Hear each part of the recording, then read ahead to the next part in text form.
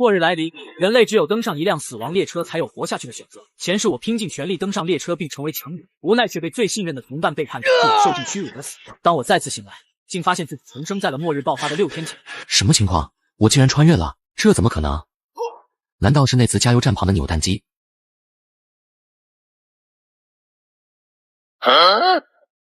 难道这就是自己重生的原因？不管如何，既然老天都给了我再来一次的机会，那么绝对没有人能杀我第2次。这个世界还有6天就会走向末日，我得抓紧时间做好准备。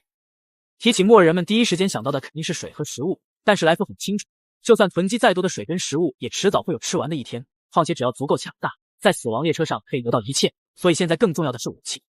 复合弓、钉枪这2样改装一下，威力应该会很大。买了。随后来福又购买了一些防护用品。接下来的时间就是锻炼好身体，然后等待末日的降临了。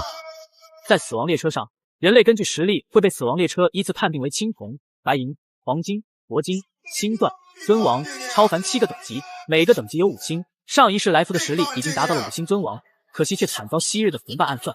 而如今来福虽有前世的战斗经验，但是身体已经恢复到了普通人的水平。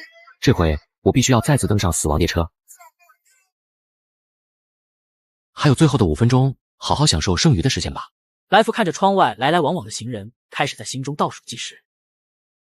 5、4、3、2、1。随着钟声的响起，所有人耳边传来一道机械而又冷漠的声音：世界走向末路，天启重创世纪，人类想活下去就去找寻死亡列车吧，那是你们唯一能够活下去的希望。神经病啊，这是谁在搞恶作剧吗？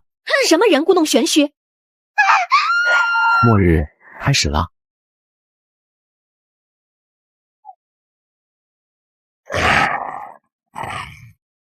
干什么？不要打架，再不起来我就报警了。美女，你没事吧？你身上流了好多血。末日刚刚来临，许多人显然不知道发生了什么，更有好事者多半都会是这样的下场。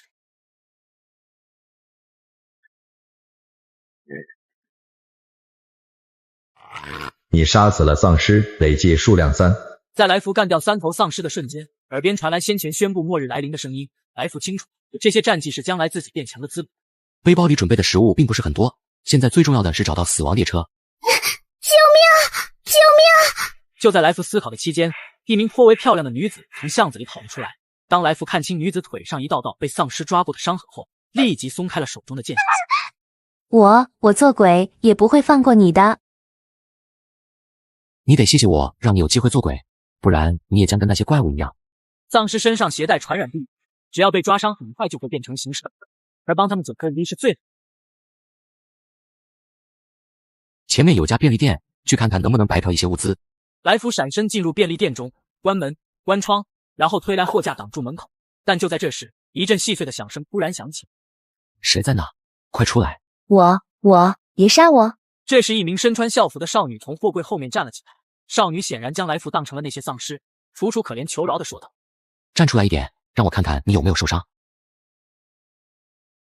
身上没有血迹，这意味着他没有受伤，那就代表没有感染病毒。等等，来福注意到少女脖子上有一条黑线，犹如活物一般正在来回的扭动。既然是初始丧尸，在前世的记忆里，普通丧尸是通过撕咬抓伤感染病毒，而初始丧尸一开始体内就存有病毒，随时都有爆发的可能。就在来福震惊的时候，门外突然响起了撞击声。下一秒，一颗带着血红色眼睛的光头从门缝伸了进来。这是丧尸的变异体幽鬼。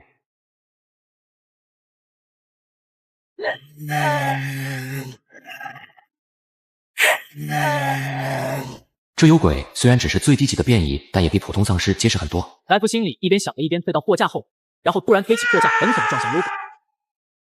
没想到幽鬼一声咆哮，来福直接被弹飞了出去。随后幽鬼快速地冲了过来。就在这时，对不起，你迟早都要死，与其变得跟那些怪物一样，还不如死得痛快一些。来福说罢，趁幽鬼还没反应过来，抛开匕首狠狠刺向口额。你杀死了幽鬼，累计数量1，天启奖励与优势。这么快就出奖励了，没想到运气这么好。接下来，来福从幽鬼身上取出绿幽石。这绿幽石眼下是没有任何用处，但是等到登上死亡列车后就有大用了。随后，来福将绿幽石收好，又从便利店搜刮了一些物资。本来是想在这里休息一阵的，但现在这么一闹，这里已经不安全了，所以只能另找他地。临走前，来福看着少女的尸体说：“很抱歉，这是末世。”深夜很快降临，经过几个小时的末日洗礼，街道仿佛成了人间地狱，到处都堆积着尸体，血液让地面附上了一层嫣红之色。莱弗拉贤搭建一路斩杀丧尸，半小时后来到了一座教堂前。记得这教堂末日爆发前就很少有人来，想必现在更是没人，不如在找到死亡站台前就把这里当作根据地吧。随后来福便朝教堂走去，但是刚走进教堂的瞬间，来福的肌肉立马紧绷起来。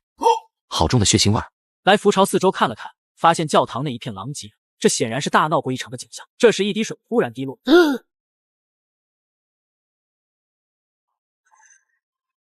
爬行者，又是一具变异丧尸，我这是走了霉运了吗？该死！末日来临，人类只有登上一辆死亡列车才有活下去的选择。前世我拼尽全力登上列车并成为行者，无奈却对最信任的同伴背叛，导致我受进去。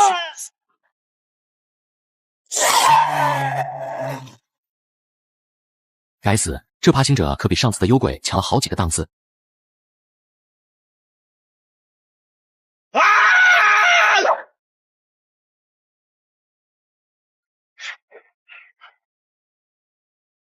该死的！要是换了上辈子，你这种垃圾，我一只手捏死你！来福被爬行者牢牢地摁在地上，下一秒一只爪子狠狠地拍在了来福的胸口。要死了吗？不，绝对不能死！好不容易重生了，自己怎么能在这种地方轻易的死掉？根据前世的记忆，这爬行者没有控制还有自愈能力，唯一的弱点就是他的脖子。突然，爬行者张开巨口，来福咬来，来福赶紧运。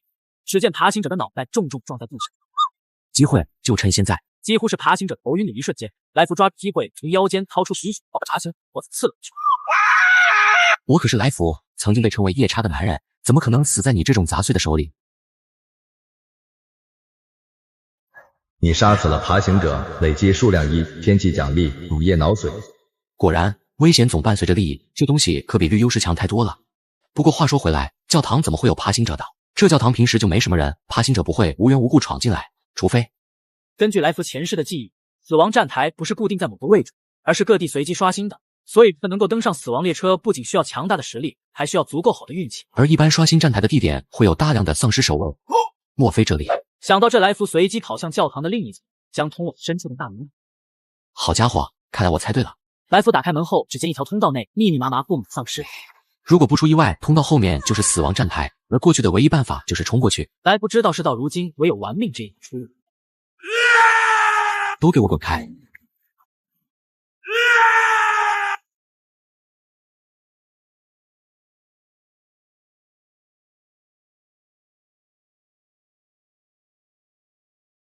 死亡站台，我就说自己一定会活下来。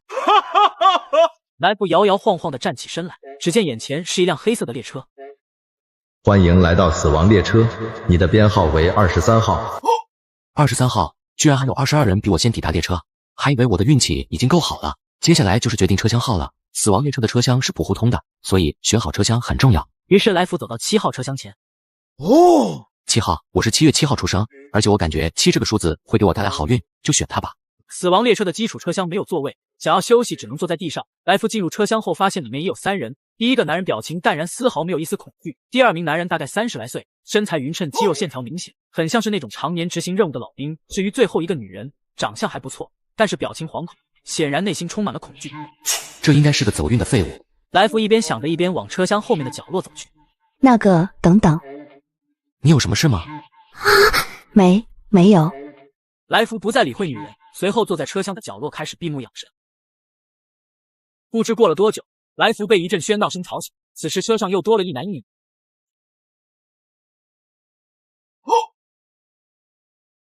小子，你竟然有吃的，给我把吃的都交出来！你拿什么人交换？我用自己的拳头交换，你觉得怎么样？白痴！你不相信我敢揍你！警告：死亡列车内严禁私斗，但凡不听劝者将受到恐怖的惩罚。神神叨叨，我可不怕，我就不信你能把我怎么样！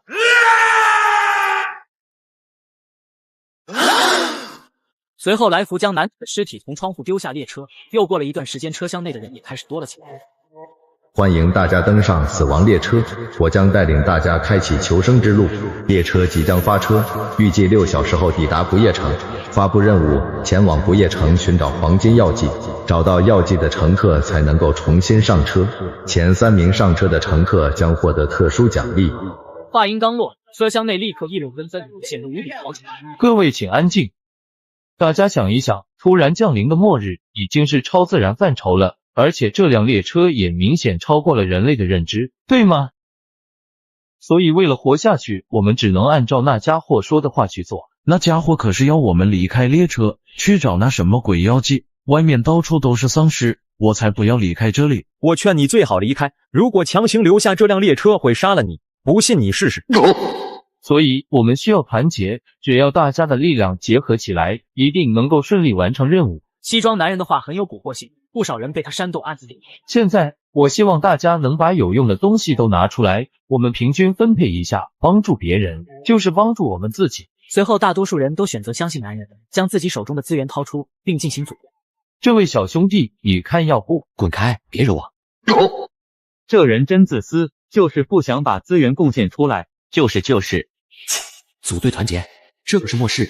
上一世我可是见过同伴为了争夺一块面包便拔刀相向的，在这文明崩塌的末世，能够相信的永远只有自己。通知：餐车即将开放1小时，请大家做好准备。末日爆发丧尸危机，人类为了求生只能登上死亡列车。我们又不是没钱，为什么不卖给我们食物？就是什么情况啊？对不起，餐车食物只能使用专属骷髅币购买，其余种类货币均不可用。什么是骷髅币？骷髅币是死亡列车专属货币，击杀丧尸所获得的物品可以兑换，完成死亡列车的任务也可获得。那我这么多钱不得作废了？可以这么理解。正当所有人都为买不到食物而感到懊恼时，来福却知道餐车的价值可不只是吃饭这么简单。这餐车分为3个部分，第一部分自然是吃饭的，而第2部分是个酒吧，其真正的作用是交易物品、兑换道具。至于第3部分，则是用铁丝网隔离。上一世到死，我也没有开启第3部分。来福来到酒吧前台，我要查阅自己的资料。姓名：来福，等级未达到评级标准，职位：无，骷髅币数量0，仓库储备无。当老板娘伸手在来福眼睛的前方抹过后，来福便看到了自己的眼前出现了几台数字。哎，果然还只是普通人的水平。来福叹了口气，然后将绿幽石放桌子上问道：能够给我多少钱？老板娘看了看桌上的绿幽石，微笑：35个铜骷髅。目前估计车上只有我能跟你交易，你应该大方点，股市怎么样？老板娘想了想说道：40，不能再多了。好，成交。另外我需要1瓶身体素质强化药剂，这40骷髅币就当购买其他材料的费用吧。材料的费用是够了，但是制作费用呢？糟糕，忘了这茬了，买了材料自己就身无分文了，还哪来的制作费用？不过我可以让你赊账。这时候老板娘的声音如同天籁般响起，让来福瞪大了眼睛。那你要什么？来福知道天下没有白吃的午餐，便问道：我知道你们要去找黄金药剂，我也要1瓶。黄金药剂至少能换1枚银骷髅。你是想要1枚银骷髅，还是活下去？是啊，如果不服用强化药剂，就靠现在的身体素质，能不能活着回到车上都不一定。来福犹豫片刻后说道：帮我制作药剂。正好有现成的。来福拿到药剂，黑着脸就走。这买卖真的是亏麻了。看着来福的背影，老板娘笑着说道：喂，我相信你一定会成为我的老主顾。就在其他人还在研究怎么弄到骷髅币换取食物的时候，来福回到7号车厢，趁着没人将药剂。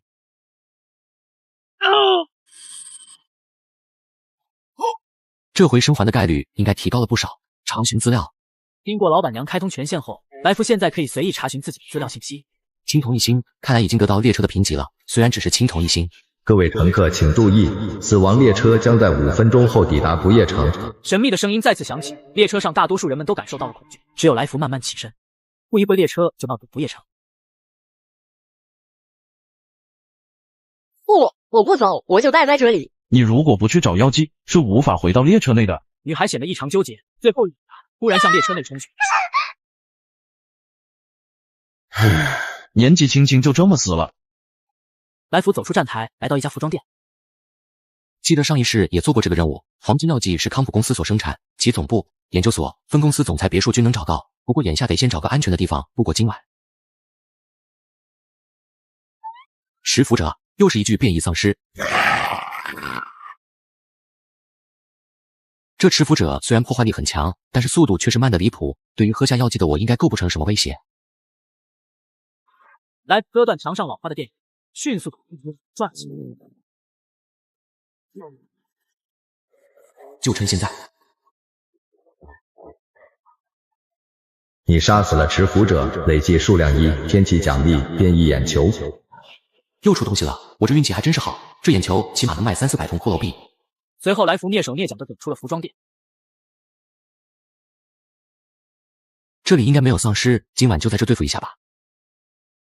末日爆发丧尸危机，死亡列车抵达不夜城。看来这不夜城还是老样子，上一世纪的这里白天没什么危险，一到晚上街道上就全是丧尸。如果现在还在外面活动，那只能是自求多福了。就在来福刚要准备睡觉的时候，窗外传来求救的声音：“救命！有没有人？救救我！”来福睁了睁眼睛，随后叹息道：“哎，如果死了就怪这末世吧。救救我！我知道哪里有黄金药剂，求求你们，谁来救救我！”黄金药剂这么快就有人找到了，不会是骗人去帮忙的吧？尽管来福知道好几处有黄金药剂的地方，但谁能保证会不会被别人先到？于是来福拿起复合弓翻出窗户。快过来！抓住我的手！谢谢你愿意救我。快，先进屋再说。谢谢你救我，我叫陈晓峰，你是我的恩人啊。我救你并不是因为我是好人，你明白我的意思吗？明白。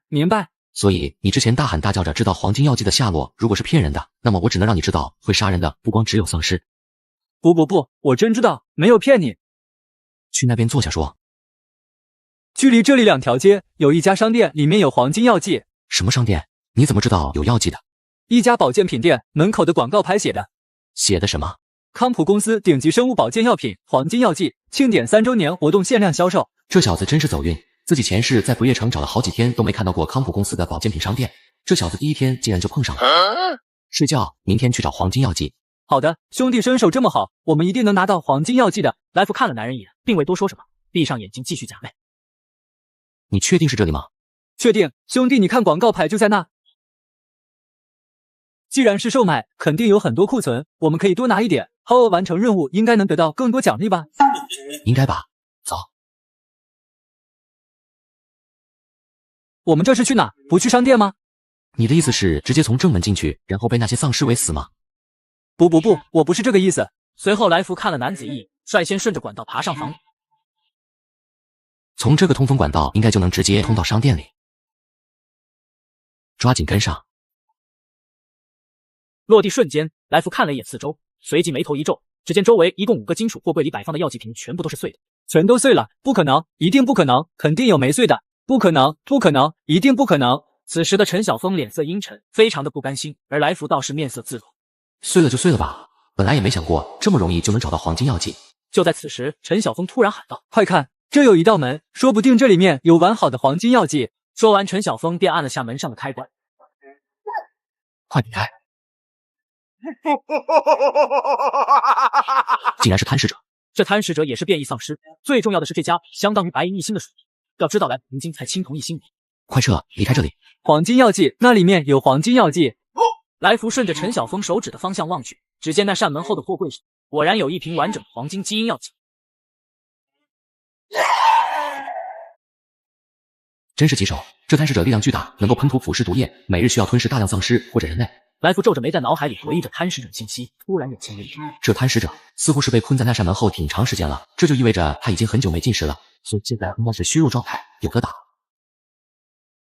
怎么办？现在怎么办？快跑，绕着货架跑，把他隔开。既然贪食者已经盯上了陈晓峰，那他无疑就成了一个完美的诱饵，而来福自然可以放心的承接。该死，这破工实在太烂了，等有足够的骷髅币，非得来把道具工去。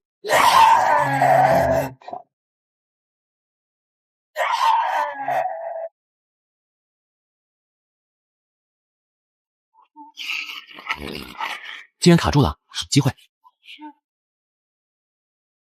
陈晓峰，快把地上那个钢管丢给我！去死吧，贪食者！你杀死了贪食者，累计数量1，天级奖励毒囊腐蚀。兄弟，你没事吧？来福若有所思的看了陈晓峰一眼。没事，走，去看看那瓶黄金药剂。随后两人一起来到放有完整药剂的房间内。当来福拿起黄金药剂的同时，那道声音再次在来福耳边响起。获得黄金基因药剂，其功能有增强免疫力、提神醒脑，可一定幅度增强身体素质，小概率出现能力突变。小子，你想对我做什么？小子，你想对我做什么？做什么？当然是杀了你啊！只有一瓶药剂，你肯定不会让给我的，对吧？呵呵，那你觉得你有能力杀我吗？不，别杀我，我开玩笑的，兄弟，我不要黄金药剂，我不要。我好歹救了你一命，你就这么报答我的，对吗？不过我不怪你，真的不怪你，因为这就是人性啊。解决完陈晓峰后，来福拿起黄金药剂犹豫了一下，置之死地而后生，这瓶我就先喝了，接下来再找2瓶，一瓶交任务，一瓶给老板娘。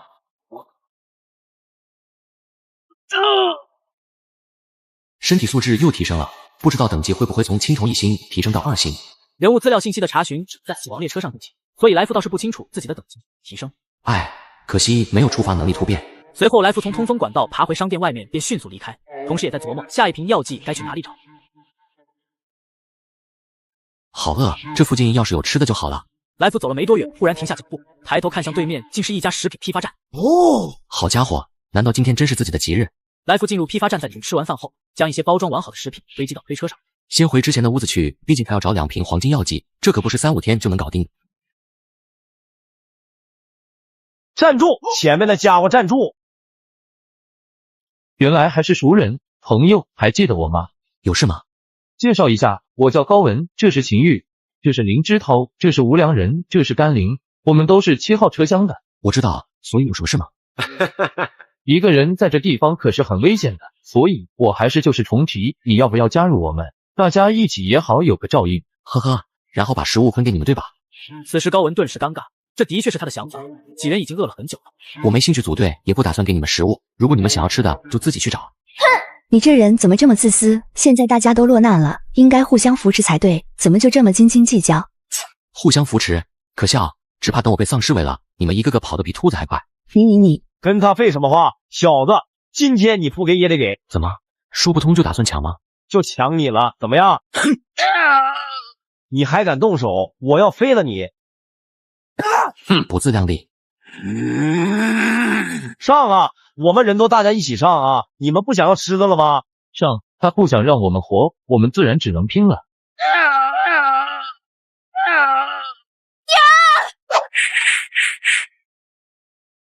别以为你是女人，我就不打你。在这末世，你那漂亮的脸蛋还不如一块饼干。救命！救命！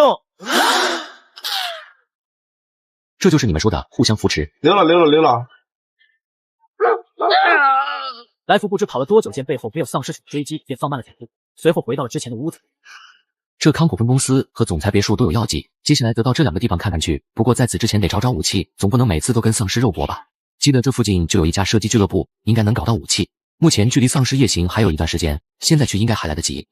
随后来福立即动身前往射击馆，就在来福找到枪械并准备离开的时候，地面竟然开始轻颤起来。末日爆发丧尸危机，死亡列车抵达不夜城。来福与高文一伙人发生冲突之后，去射击馆寻找枪械。不错，有了这个心里的底气，又提升不少。就在来福要离开射击馆的时候，地面竟然开始轻颤起来。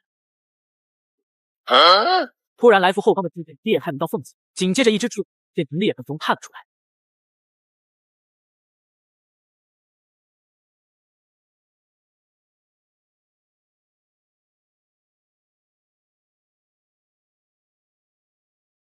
青铜 BOSS 级地龙。末世降临，除了丧尸横行之外，许多远古物种也复苏醒来，而地龙就是其中之一。来福前世也遭遇过地龙，所以很清楚它的弱点。这地龙速度一般，攻击模式为舌头伸展撕咬，弱点是它的眼睛和腹部，但较为麻烦的是它会钻地。来福边打边揍，高科技机枪的扫射和地龙后，忽然巨人身形硬重撞，在地上挖开1道大洞钻了进去。但来福脸色不变，因为他早就猜到了地龙会钻地。两眼失明，地龙彻底成了瞎子，没吃饭。而来福也是瞅准机会开枪扫射。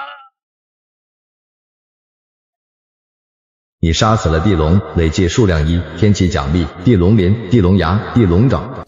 滚！主角的运气向来都是不错的。来福将东西收好，便迅速离开设计馆，回到了自己作为据点的屋子。今晚就先好好睡一觉，明天去康普公司总裁的别墅看看药剂还在不在。第二天下午，来福来到一处别墅前01922，没错，就是这里了。希望一切顺利。进入别墅后，来福看着墙上挂着的一幅照片说道：“史密斯·戴维斯，康普分公司的总裁，果然和前世的记忆一模一样。那么，根据前世的记忆，黄金药剂应该是在3楼的保险库里。”接着，来福端起枪，慢慢的朝3楼走去。进入3层，来福很快就在史密斯的书房找到了保险库。来福将保险库门锁打换，立刻蹲下，只见天花板上打开了2道裂管，2杆悬挂的机枪忽然就从裂管中降了下来。机枪扫射过后，只见侧面的墙壁同样很暗，忽然打开后，2头丧尸犬便冲了出来。还好我早有准备。来福小心翼翼地将门打开，随即便看到里面放着一些珠宝，还有现钞。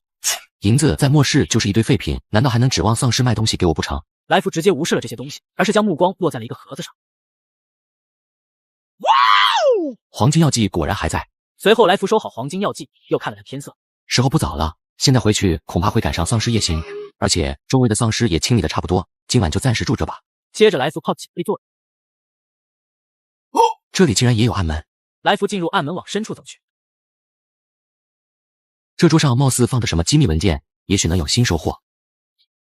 来福走到桌前，翻看着桌上的文件。5月1号，实验体4号采试仲裁者竟然实验成功了，将近1年的努力终于有了回报。不过实验室表示其仍有缺陷，需要继续完善。10月2日，实验体7号黑金仲裁者完成，一切测试完美，总部欢欣鼓舞。接下去就是跟军方接洽了。如果谈判成功，不光能得到巨大的财富，还能让公司的名望更进一步。什么鬼？这东西像是某个实验的记录。还有这黑金仲裁者又是什么东西？来福不由对这玩意来了兴趣，接着眼睛一亮，这些文件的下方还压着一把钥匙。这难道是那所谓的实验室钥匙？有点意思。如果有可能，真想去这实验室看看黑金仲裁者到底是什么东西。而且既然是康普公司的实验室，也许有黄金药剂也说不准。但是光有钥匙也没用啊，谁知道那实验室在什么鬼地方？我知道了，原来是那个地方。记得在不夜城的西南面有一块被康普公司买下的地皮，其中有一片区域被铁丝网隔开，挂着禁止入内的牌子。当初就觉得那地方有些古怪，现在看来我是有必要去那走一趟了。之后来福确认没有遗漏下重要东西后，便返回别墅。此时天色已黑，窗外隐隐传来丧尸蹒跚走过街道的声音。来福将窗帘拉好，闭上眼睛开始休息。次日，来福来到被封锁的那片区域，只见铁丝网不知被谁剪开了个大洞。难道已经有人来过了吗？末日爆发丧尸危机，来福为了寻找黄金药剂，抵达一处禁区。难道已经有人捷足先登了吗？看来得抓紧时间了。地下停车场上面这么大的空间不见，却建在地下，有点意思。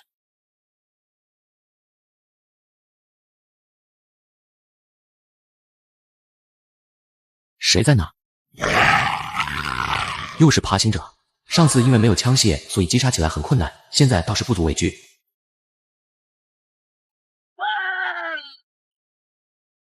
该死，这里居然也有！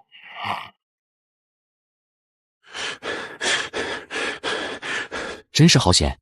来福击杀爬行者后，继续往车库深处前进，接着很快就发现了一座电梯。呵呵，这车库上面就是一块荒地，电梯要往哪里通？随后，来福进入电梯。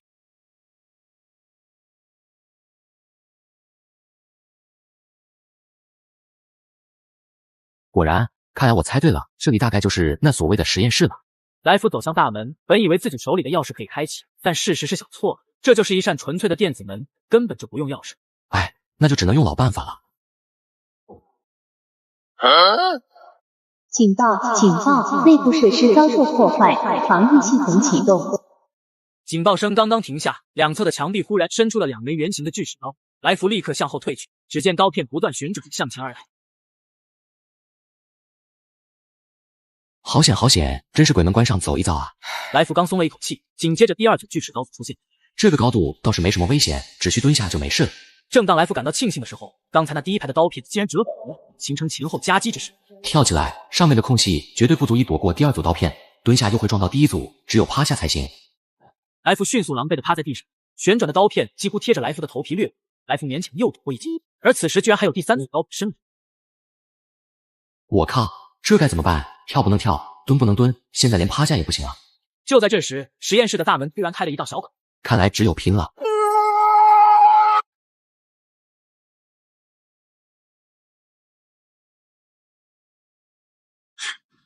好家伙，差点就被大卸8块了。这是什么研究所？不会还有机关吧？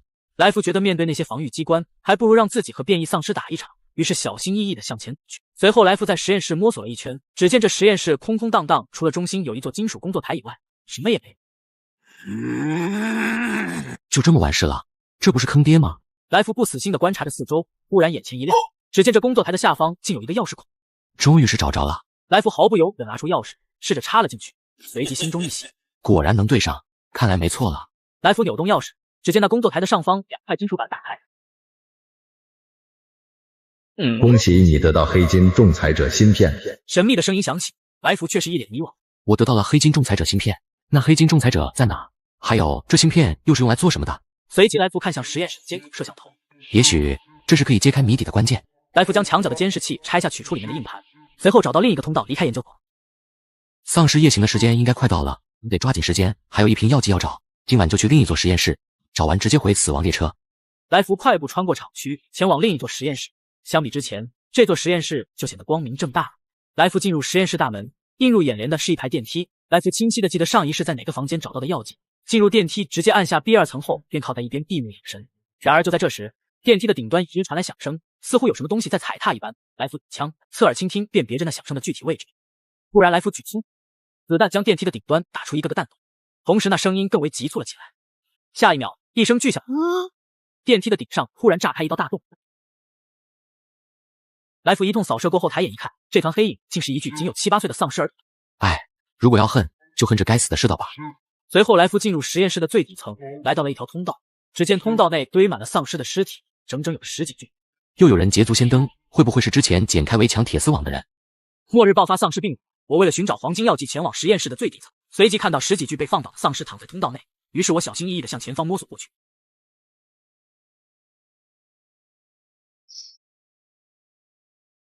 救命！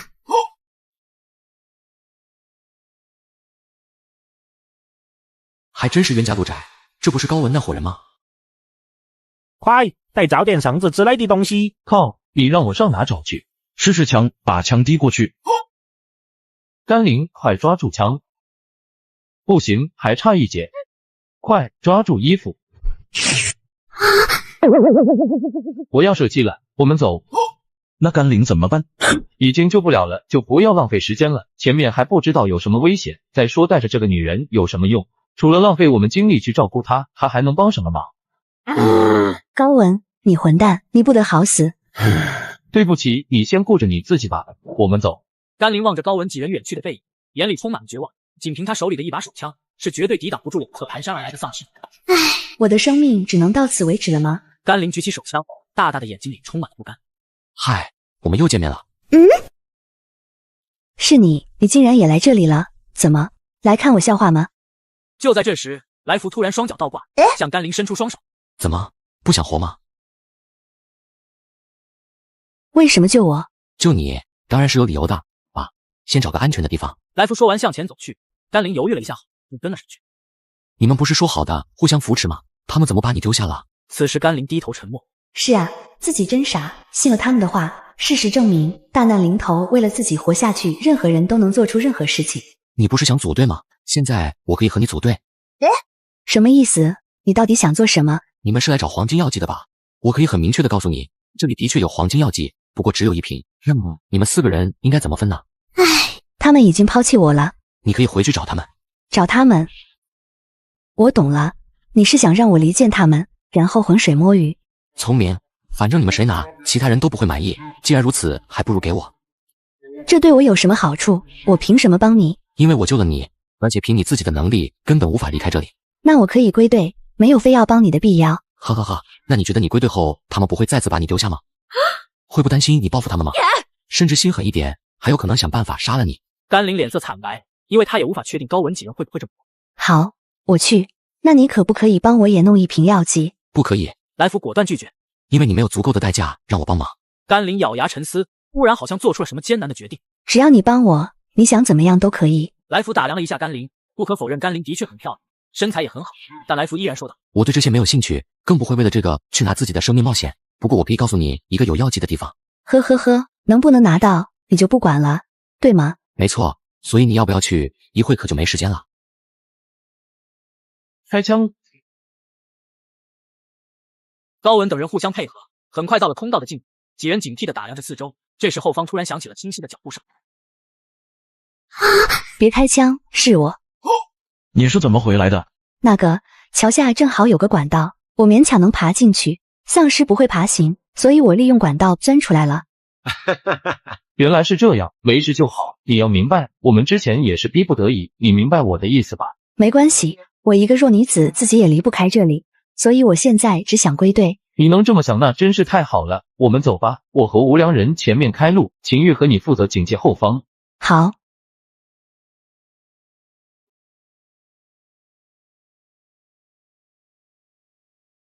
我们要回车上，是不是至少每人得有1瓶药剂？是啊，有什么问题吗？高文一直没提，如果找到药剂，谁该先拿？你什么意思？我知道数量不够，我肯定没份。我一个弱女子，全凭你们保护，不敢奢求药剂。但是你甘心让高文先拿吗？他是队长，先拿也应该吧？呵呵，队长，他也就耍嘴皮子能耐。枪店那头变异丧尸是无良人杀的，水跟食物是你找到的，凭什么他先拿？好像是这么个道理，大家都在玩命，他有什么资格先拿？快跟上，你们磨蹭什么呢？走出通道，几人来到一间仓库，只见里面摆满了黄金药剂的货柜，只不过上面的药剂瓶全都是碎的。搜，找找有没有完整的。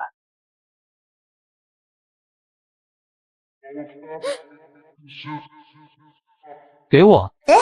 高文脸上难掩兴奋，同时秦玉和无良人也纷纷看向这边。3人同时盯着甘霖，就像饿极了的狼。我没说不给，但就1瓶药剂，我该给谁？给我。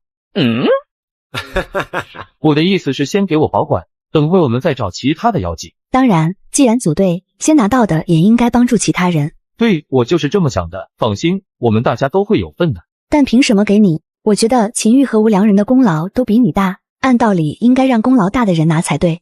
真是麻烦，这丧尸怎么没把他咬死？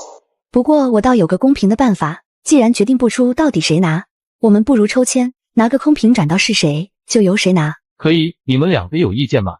没问题。随后几人围成一圈，甘霖则拿一个空瓶放在几人中间。看，说到底，最后还是我，这回可以把药剂给我了吧？末日爆发丧尸危机，高文等人在仓库找到黄金药剂，奈何药剂只有1瓶。为了公平起见，几人玩起了抽签。看，说到底，最后还是我，现在可以把药剂给我了吧？这家伙就是个骗子，他明明出力比你们2个都少，结果什么都要由他分配，凭什么？特么的，赶紧把药剂拿来，不然就去死！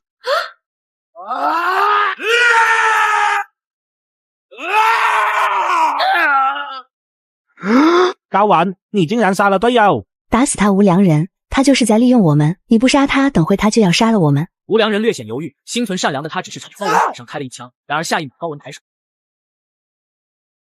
早把药剂拿来，何必这样？现在交出药剂，也许我会饶你一命。没想到吧，我们又见面了。是你，饶命，饶命！之前是我有眼无珠，黄金药剂归你，放了我吧。呵呵，黄金药剂是你的吗？你们是一伙的，我早该想到他是你救下来的。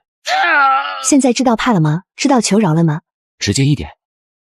别杀我，求你们！走吧，这里已经没有黄金药剂了。另外，把他们的枪拿上，会对你有用的。随后2人从另一出口返回，路上并未遇到丧尸，很快2人就回到了研究所的最上层。还有2个小时才天亮，我们可以在这稍微休息一会。另外，这是另一处药剂所在的地图，我说话向来言出必行。能帮我拿到吗？真的无论让我做什么都可以。别说了，你付不出让我满意的价格。只要你帮我，只要我活着，以后说什么我都听你的。如果你能活下来，也许在下一个站台可以拥有跟我谈条件的筹码，但是现在你没有，因为我从不赊账。来福说完便闭上眼睛，不再理会甘霖。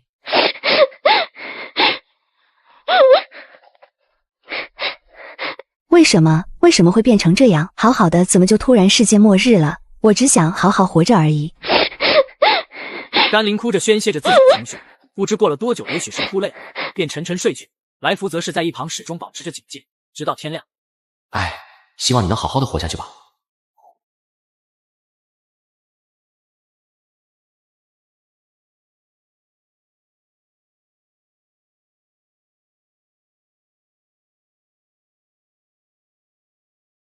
来福离开研究所后，直接原路回到死亡站台，回到了7号车厢。恭喜你完成任务，回到死亡列车。由于你是第一个回到车上的人类，所以将给予特殊奖励，请在餐车开放后前往领取。记得这死亡列车在第一站停靠的时间是15天，所以任务完成的时间越短，就越有充足的时间休息。至于第15天才上车的人，基本上就只能休息几个小时了。而现在只过去了1周，也就是说我还有8天的休息时间。来福靠在墙角，闭上眼睛开始睡觉。这1周的夜晚，由于丧尸夜行，根本不敢睡死，眼下倒是无所顾忌。来福终于可以睡个好觉。在休整了几天后，陆陆续续有人回到了7号车厢。相比刚上车的时候，人员已经只剩下了一半。欢迎大家登上死亡列车，我将带领大家继续开启求生之路。死亡列车将在8小时后抵达失忆之都。发布任务1：寻找失忆之都隐藏的真相。任务2：寻找并破坏丧尸病原点。任务3：击杀 T 博士。3项任务完成1项即可重新登上列车，完成2项将得到特殊奖励，完成3项可开启12小时单人车厢挑战权。另外餐车即将开启，请大家做好准备。有了先前的经验，车厢的众人倒是没有像之前一样嘈杂混乱，众人井然有序在餐车吃饭、交易、兑换物品，而来福则是直接来到酒吧老板娘的前台。2瓶药剂，1瓶欠你的，1瓶交任务。很好，我就喜欢你这样守信用的人。这是你这次任务的奖励。资料查看：阿拉斯加捕鲸叉生存刀，杀死目标可快速治愈伤势，在非受伤状态下可以快速恢复体力。不错，好武器。有出色的表现，自然会得到与之相称的好东西。随后来福又将变异眼球、地龙鳞、爪、牙等在不夜城得到的东西卖出，然后将黑金仲裁者芯片拿了出来。抱歉，这件物品不在交易清单之中，不过我知道这件东西是什么，你可以向我购买资料。要多少？50枚银骷髅。拼死拼活才挣到个位数，你这一上来就50，这不是要了咱的命吗？相信我，资料越贵，自然代表着物品档次越高。问题是咱没钱啊，还是等下次吧。另外，我还要买一些武器。好的，需要我帮你推荐吗？我需要一把不错的弓，当然还有剑枝。我推荐这把名为黑鹰的特制复合弓，它可以使用5种不同的剑枝，而且最重要的是能够升级。普通的武器等自己实力提升后，基本就成废品了，所以这个升级是很重要的。多少钱？黑鹰的价钱是1枚银骷髅，随后的升级均为1枚金骷髅，另外还送3种剑枝。好家伙，金骷髅都出来了，不过买是肯定有必要买的。老板娘，这个我要了。来福买下黑鹰复合弓，接着又买了一些武器、道具，还有失忆之都的资料，随后便回到7号车厢，一边吃着面包，一边查询自己的资料信息。因为服用了黄金药剂，再加上配备了更好的武器，现在的实力已经达到了白银1星，嘿嘿。来福关掉个人信息后，立马又看起了失忆之都的资料。失忆之都，末世降临后出现的神秘都市，这里的人们生活在末世，却完全不知道这个世界发生了什么，依旧过着正常人的生活。但是到了晚上12点后，街道上就会到处都是丧尸，而到了白天，人们又会正常的生活，完全不记得夜晚发生了什么，这就是失忆之都的来历。只有白天的记忆有意思，但问题是，为什么这里的人类还没死光呢？还有白天的时候，丧尸去哪了？难道这就是任务之一，解开失忆之都的谜题？这次的任务对来福来说也是比较新奇，因为上一世来福没有去过失忆之都。8小时很快过去，死亡列车缓缓驶入站台，车厢门再次打开。末日爆发丧尸危机，我找到黄金药剂后，终于再次登上死亡列车。接着神秘声音发布新的任务，列车将前往失忆之都。看来这失忆之都真就像资料里写的那样，一点没受末日的影响，这里的人还能正常的生活，至少是在白天。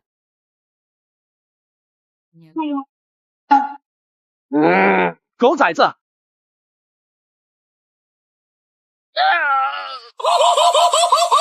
我去，这里的民风这么彪悍的吗？失忆之都的混乱无需来福士领教到。此时天色接近傍晚，来福决定先找个地方住下。我需要一个单人间，请问还有房吗？当然，一晚上150块。竟然还要钱？废话，你怕不是个傻子吧？差点忘了，这里的人并不知道末日的到来，而是仅凭有限的记忆过着正常的生活。行，150块，没问题，请稍等一下。随后来福离开旅店，随意的拦住一名兄弟，借个钱包用用。既然失忆之都秩序混乱，之前还出现了当街杀人的一幕，那么我抢个劫应该不犯什么毛病吧？眼前男子浑身颤抖，把钱从钱包里都拿了出来，然后将空钱包递给来福。我靠，智障啊！不好意思啊，我现在不想借钱包了，还是借钱吧。那个，我的钱包比较值钱。钱包你自己好好留着吧，谢谢，再见。来福重新回到旅馆，将钱放在女人跟前，顺便还多加了100块。一个单人间，再麻烦随便送点吃的过来，多的就当小费了。好的，没问题。夜晚来临，来福站在窗边，只见街道四周出现许多丧尸，步履蹒跚地走在街上。白天是无序的犯罪之都，夜晚是丧尸横行的末日，两者之间有什么联系吗？先不管这些，这里正好有电脑，之前在实验室拿到的监控器硬盘，或许现在可以研究研究。来福将硬盘连接到电脑上，随后视频开始播放。只见工作台上躺着一个人，被绑手脚，痛苦的悲鸣。我靠！活体实验，拿人类做活体实验，无疑是惨无人道，绝不允许的。这康普公司背地里竟还干着这种天怒人怨的勾当。来福接着看视频，只见研究人员焦急地将工作台上的人类装进一个金属箱子里。这时突然一群丧尸冲了进来，将研究人员全部咬死。一名研究人员在临死前将仲裁者芯片丢进了暗格里。看来这黑金仲裁者实验似乎是什么惨无人道的活体实验，也就是说，要让手里的芯片发挥作用，必须得先找到实验体。可自己都离开不夜城了，还上哪去找实验体去？除非这实验体被运到了其他城市。哎，一切随缘吧。来福拔掉硬盘，再确认完没有遗漏重要内容，将其销毁。先睡一觉，明天好好逛逛这地方。死亡列车给出的3个任务，至少也得完成1个才行。次日清晨，来福被一阵枪声惊醒。来福立刻翻身跃起，打开房门。哎呀！什么情况？有人抢劫！全部把门打开，把钱交出来。等我们进去自己拿的时候，可就没那么客气了。粗犷的喊话声响起，来福将女人拽进屋。他们有多少人？6个。好，我住在你这旅馆也算是缘分，这事我帮你解决，你就躲在这吧。自觉点，把门打开，不然我们不客气了。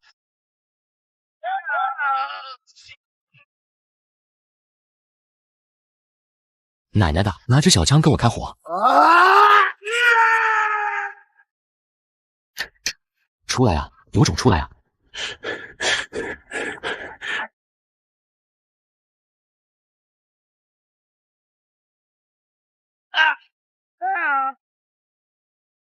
现在干掉4个，应该还有2个在1楼前台。来福小心翼翼下楼，却发现楼下前台空无一人。想必剩下2名歹徒早就逃跑了吧？这时，一名身穿西装的成人撞上来。我是艾杰斯，一名谈判专家，有事好商量，你说个数。咱们抢劫归抢劫，但别杀人。什么乱七八糟的？你要谈判去楼上跟那些劫匪的尸体谈去吧。你不是劫匪，你是说那些劫匪全死了？对，没错，所以你不需要和我谈判。再见。随后，来福离开旅馆。我得在这城里搜索一些情报，顺便再找个新的落脚点。就在来福坐下休息时，喝吗？恭喜你通过第1站台，不过我应该说过，我不喜欢和人组队。你说过的，如果我在第1站台活下来，在下一个站台就拥有和你谈交易的资格了。那么你想谈什么交易？记得死亡列车发布的3个任务吗？第2个任务是前往失忆之都，寻找并破坏丧尸病原点。你有什么情报吗？我目前没有情报，不过我知道哪里可以拿到情报。作为交换条件，你拿到情报后需要跟我共享，并且奖金平分。什么奖金？你得先告诉我接受这个条件吗？可以，如果真的能够拿到情报，我可以跟你共享。在第5大街有间修理厂，那里有个家伙说自己见过丧尸聚集。我询问他具体的情况，他非让我参加一个比赛，只有我赢了才告诉我。什么比赛？一种自行车竞速赛，从指定位置出发，第一个到达终点的人作为胜者。自行车竞速有意思。就是如此，我参加了1次失败了，并且我知道以我的能力不足以赢下比赛，所以我带你去参加，赢了之后共享情报。好，交易达成，带路吧。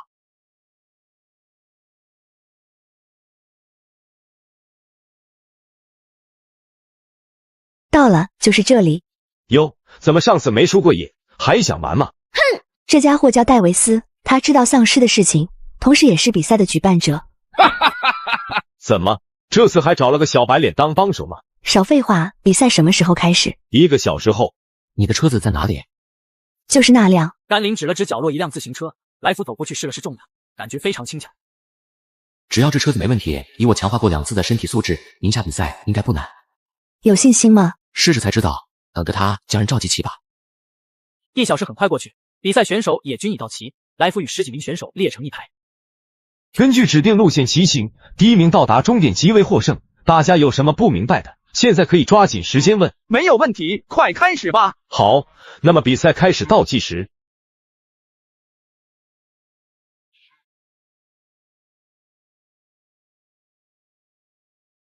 倒计时结束的瞬间，10几名车手飞速冲了出来，而来福直接被拉开了一大段距离。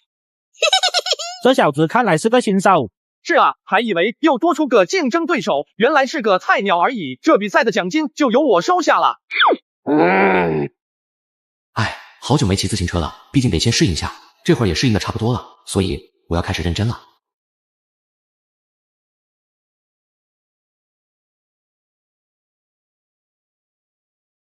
哼。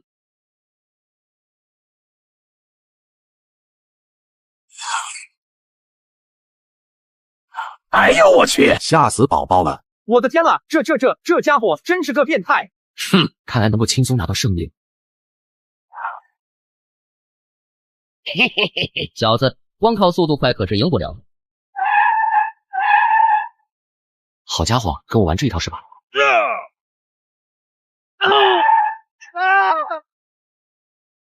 来福跑完整条路线后，不出意外的第一个抵达了终点。好样的，不愧是你。你赢得了比赛，我会遵守承诺，一会把奖金给你的。戴维斯，你得先告诉我们你之前到底看到过什么。当然，不过这种事情我说出来你们是一定不会相信的。说说看，到底发生了什么？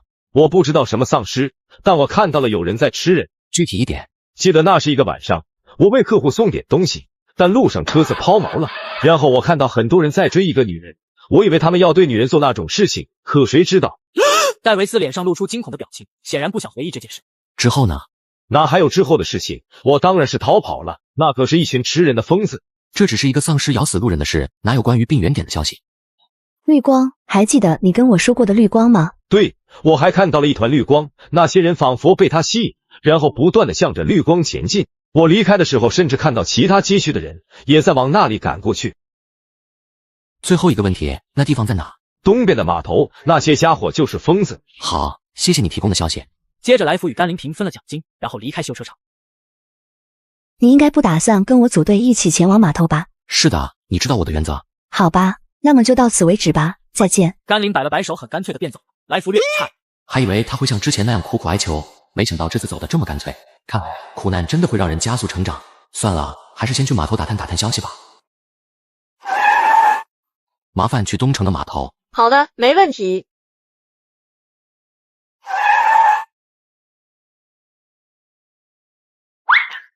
干什么的？这里不许随便进，要提货先登记。不提货，我就是路过来参观的。哼，这破地方有什么好参观的？可能我对老旧的东西特别感兴趣吧。这码头还在运作吗？当然，里面还有工人在装卸货物。那么晚上有人住在这里吗？有管理员，还有一些搬运工，他们一般都住在集装箱里。走吧，别瞎问了，这里不允许外人进入。表面上看起来，这里似乎并没有什么奇怪的地方，看来只能等晚上的时候偷偷进去一探究竟了。傍晚，来福翻墙进入码头，借着集装箱的掩护躲了起来。很快夜晚来临，来福躲在高处向下望去，只见集装箱的后面缓缓走出一群丧尸。这丧尸是出现了，但是那道绿光呢？启动夜视功能。护目镜夜视启动，来福视角顿时变得亮起来。就在这时，远处一道绿色的光芒突然展开，所有丧尸都朝着绿光的方向走去。这难道就是所谓的丧尸病原点吗？我得去更近的地方探查一下。来福刚想下去，突然发现一道黑影朝着自己这边窜了过来。来福仔细一看，那黑色的影子终于显现出来，只见他身上覆满灰色的鳞纹，竟是一变异丧尸。夜之子，白银一星变异。末日爆发丧尸危机，我去码头寻找丧尸点原点，不料竟遭遇变异丧尸夜之子。这样下去不行，夜之子一身防御力不俗，极强的威力不足以贯穿他的皮肤。来福说完，抬起复合弓，抽出一支贯穿剑枝，迅速扣上横。该死的！来福一箭并未射中头，于是又换上爆炸剑枝。成功了吗？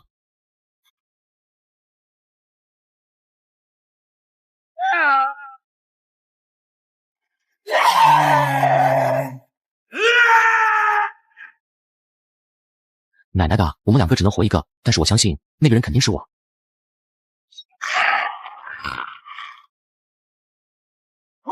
这应该就是这把匕首的特殊效果，不仅可以治愈伤势，还能治愈丧尸病毒。你杀死了夜之子，累计数量1，天级奖励暗夜之心，毒素脑液。听着耳边的响声，来福感觉这声音简直如同天籁。在地上休息了一会后，来福起身前往绿光所在的方向。这应该就是所谓的病原点了。这里这么多丧尸，看来之前在餐车买的赤焰爆弹可以派上用场了。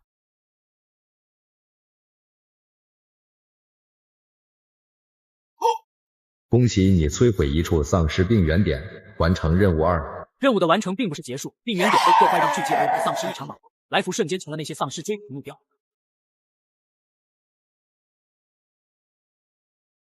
这里应该没有丧尸了吧？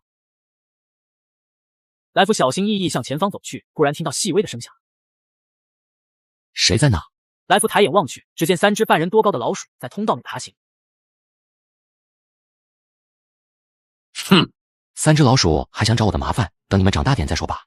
就在这时，又是一只变异老鼠窜出，只不过这一只有2米多高。我刚才是开玩笑的，其实也没必要这么大，你说对吧？体型巨大是有好处，但是在这狭小的下水道里，应该是没法进行躲避吧。随即来福抽出一支燃烧箭枝搭在弓上。现在天也亮了，该重新回到地面了。来福重新爬回地面，那些丧尸早已退去。这下水道的味道太浓烈了，我得找个地方好好洗个澡才行。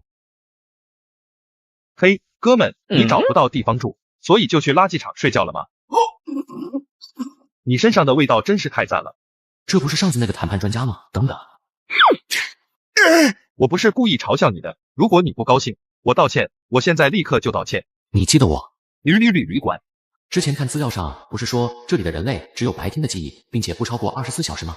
还有上次的修理厂老板也记得晚上的事情，难道说这里还有少部分人保留着完整的记忆，并且这些人是完成任务的重要关键？能不能先放了我？把话说清楚。你居然也有记忆？给你个建议，趁我还愿意和你说话，把一切都说出来，不然我只能采取一些比较暴力的方法了。放心，我愿意说，我家就在前面，不如去我家聊。你身上现在的味道比我家狗都大。带路吧，别耍什么花样。我觉得现在我们可以进入正题了。好的，我跟其他人不同，能记起自己昨天做了什么，前天做了什么，但我的记忆似乎也有问题，而且这座城市也有少数和我一样的人。和我猜想的差不多，继续。我记得我在一个房间里醒来，然后我逃了出去，有人在不停的追我，想把我抓回去，我躲进了垃圾堆里，这才避过那些家伙。我的记忆就是从这里开始的，至于更早的记忆我就没有了。这或许和失忆之都的真相有关，那你不想知道到底怎么回事吗？不想，就这么稀里糊涂的，我感觉挺好。你不想，但是我想，快说，还记得什么？我还记得逃跑的时候，经过一座很大的庭院，那庭院的主人叫克拉克。你是怀疑这克拉克和人们为什么失忆的真相有关？不是，我没怀疑过，但是我只记得这么多了。也许这个克拉克和失忆之都的真相有关，那你知道怎么才能见到这个克拉克吗？巧了，克拉克的小女儿被绑架了，他发话说谁能救回他的女儿，他就愿意支付500万的报酬。你不会是想骗我帮你赚钱吧？没有，绝对没有，我哪敢骗你啊！所以眼下是要找到绑匪，救出他的女儿。聪明，不过这里这么大，上哪去找啊？我们可以散布消息，就说找到了他的女儿。你想诈骗克拉克？你想一想，绑匪无非求财，如果我们散布消息说已经救出人质，那么绑匪必然要证明人质还在他们手里，这样就有机会找到线索。好办法，我今晚之前就去把这事办好，保证明天全城的人都知道。那就赶紧去吧，我还有点事，傍晚前回来。随后来福再次来到码头，却惊奇的发现昨晚丧尸的尸体全都不见了。距离天亮到现在也就4-5个小时，这么短的时间内不可能处理掉这么多尸体，所以藏尸体的地方肯定就在附近。来福发现空气中似乎有着一股古怪的味道，随即眼前一亮。这除臭剂的味道也太明显了，看来果然有人在搞鬼。接着又闲逛了一顿后，来福回到艾杰斯的家。哥们，我都办好了，保证1小时后全城都知道克拉克女儿被解救出来的消息。你用了什么办法？晚间新闻。不错，看来有些时候你还是靠谱的。接下来就看绑匪什么时候露面了。没过多久，新闻果然播报了克拉克女儿被找到的消息。随后2人各自休息，直到第2天。别这么紧张，没准是送牛奶的。末日爆发丧尸危机，我在寻找失忆之都真相的途中，被卷进了一起绑架案件。兄弟，别紧张，没准是送牛奶的。你就是艾杰斯是吧？我是艾杰斯，你们是谁？我们是克拉克公爵的人，公爵的女儿在哪？我不知道。你不是在电视台发布营救了公爵女儿的新闻吗？这是误会，你听我解释。快走，谁知道他们到底是什么人？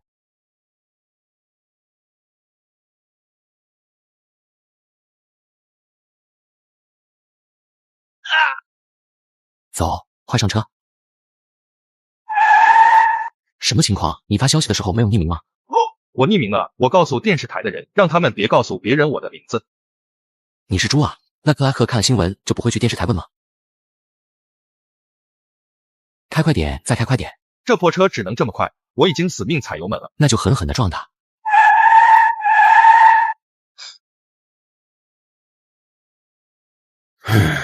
这回暂时安全了。安全只是暂时的，现在我们该怎么办？现在只能暂时躲起来。你有什么好地方吗？有，那地方也许安全。那就走吧。谁呀？敲什么敲？尼克，你得帮帮我，我有麻烦了。我当然知道，而且还是大麻烦。快，先进来再说。兄弟，你可真有种，竟然敢绑架克拉克公爵的女儿！开什么玩笑，我才没干过。这是今天早上传来的消息，说你绑架了克拉克的女儿，然后假装将他的女儿救出，从而骗取奖金。这消息是哪来的？克拉克公爵今天放出的消息，说谁能将你带到他身边，就能拿到50万。这资料上的照片是克拉克的女儿吗？是的，据说是最初绑匪为了证明公爵女儿还活着，所以拍的照片。埃杰斯，我们得走了。去哪？我们得躲在这里才行。你们哪也去不了，直到我通知公爵的人赶过来。这就是你说的安全的地方吗？我说的是也许安全。少废话，坐着不许动。就在米克掏手机准备拨打公爵电话的时候，埃弗突然等等，放过他吧。能出卖你一次的人，绝对会出卖你第二次。这世界上能相信的只有自己。不管怎么说，他以前很照顾我。好吧，反正他出卖的人是你，你说了算。随后二人将米克捆了起来，重新上车。刚才看克拉克女儿照片上的背景，好像是一间存放贵重物品的仓库。拜托，这城市有多少座仓库，你知道吗？不，我的意思是，可能是某个富豪的私人仓库，或者是展览馆之类的仓库。前者的可能性太多了，后者的话，这座城市的确有一间展览馆。那我们就先去看看再说。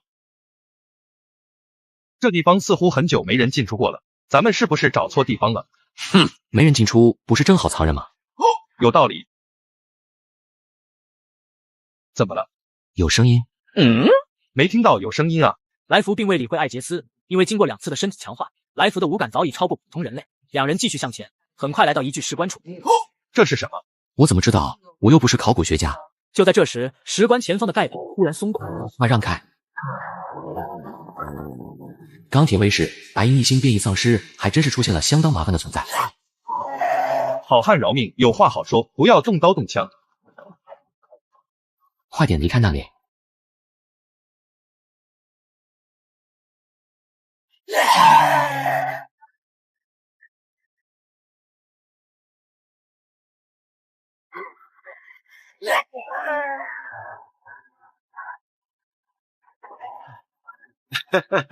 老大，我不是故意。离这家伙远点，让我来对付他。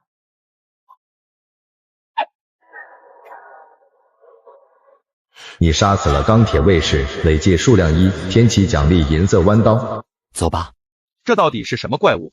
三言两语很难解释清楚。总之小心一点，跟在我身后。我觉得我们还是跑吧，这地方有怪物啊。外面有克拉克的人，你觉得是被他手下打死好，还是被怪物砍死好？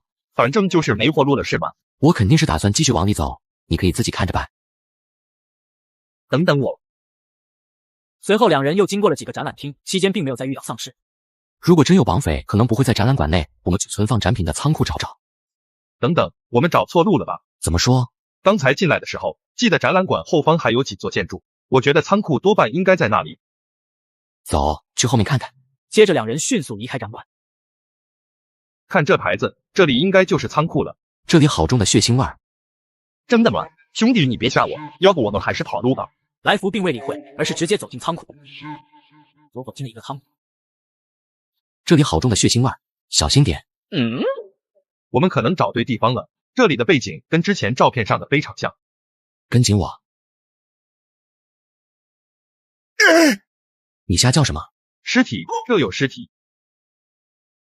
这些尸体可能是绑匪。怎么说？自名孔武有力的男人，有枪，还在一间荒废的展览馆仓库内，很符合绑匪的身份。最重要的是你说过，绑匪在勒索过克拉克之后便没有消息了，所以我觉得，因为他们全死了，所以没有消息了，对吗？没错。就在这时，突然传来一声闷响，仓库的大门竟自己重重的关上。有鬼啊！狗屁的鬼！来福说完，抬头朝四周打量，突然一道红影窜出，不断的在两人四周飞来飞去。启动夜视功能。人面蝙蝠竟然是远古种。人面蝙蝠仿佛一张人脸飘在空中，让人不寒而栗。来福上意识到对手也是。你已经攻击过了，现在该我了。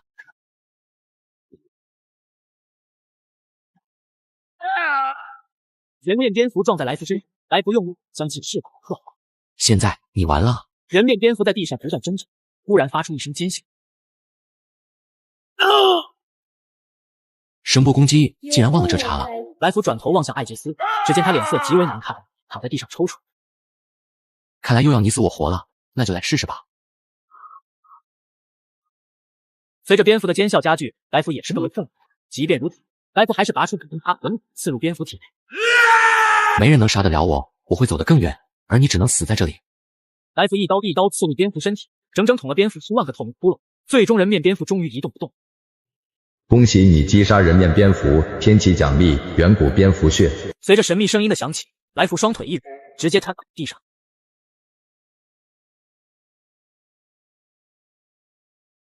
我一定会活到最后。休息了一阵后，来福终于好受一些，随即走到艾杰斯身边。喂，你死了吗？好像还剩口气。放心，休息一会就好了。接着两人又休息了一段时间，然后继续前进。还有什么好看的？有这怪物在，就算公爵女儿在这，多半也被咬死了。那可不好说，那4名绑匪不是被人面蝙蝠咬死的。你的意思是这里还有其他吃人的怪物吗？我一开始也以为是人面蝙蝠，但后来仔细琢磨，发现伤口的大小不对。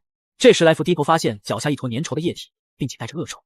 唾液，应该不是丧尸的。随后两人顺着唾液的方向来到一处堆满木箱的墙角。兄弟，你真是一点都不害怕吗？来福正要说话，突然一道黑影窜出。突然窜出的地龙将来福牢牢按在地上，来福只能苦苦支撑。这时艾杰斯鼓起勇气，搬起地上的箱子，狠狠。地龙吃痛犹豫着不敢贸然攻击，来福望向艾杰斯，点头表示感谢，但还未等来福起身，地龙突然冲了过来。地龙连带着来福一起撞进墙后的密林，一人一龙都被撞得七荤八素。醒醒，来福，现在可不是睡觉的时候，你还不能死在这。来福凭着强大的毅力，一步一步挪到地龙身前，利用吸血的优势，在地龙身上放血花，同时也在恢复着伤势。而此时大量的失血让地龙变得无比虚弱。现在该给你最后一击了。喂，你没事吧？没事，只是没想到这墙后竟然是个密道。快看，那边墙上好像有个开关。来福看向艾杰斯手指方向，只见不远处的墙壁上有一个红色按钮。这不会又是什么机关吧？等等，艾杰斯按下开关后，墙壁竟然缓缓升起，墙后是一大片空间，里面密密麻麻足有几十人，仿佛机械一样搬运的箱子。什么情况？他们都傻了吗？看起来都麻木了。来福把箱子放在地上，掏出匕首准备将其撬开。竟然是丧尸病原。来福短暂的惊讶过后，又有些兴奋。看来我已经无限接近失忆之都的秘密了。喂，快过来，这是克拉克公爵的女儿。来福蹲下打量着小女孩，只见她面无表情，一动不动的站着。确实跟照片里的差不多。艾杰斯，把她扛走啊，那是活的就行。克拉克也没说带回去一个傻了的不算。正在这时，一个声音忽然响起：“你们是谁？为什么在这里？”来福抬头一看，只见远处一名身穿防护服的男人警惕的看着自己，同时手正慢慢的伸向后腰。这人身穿防护服，没像其他人一样变得麻木，而且腰间可能有枪，大概是这里的看管者。问你们话呢，没听见吗？一面墙壁的背后隐藏着一大片空间，数十名表情麻木的人搬运着箱子。来福二人在这里找到了被绑架的小女孩。就在两人准备离开的时候，身后竟出现一名身穿防护服的男人。问你们话呢，没听见吗？来者不善，看来只有先发制人。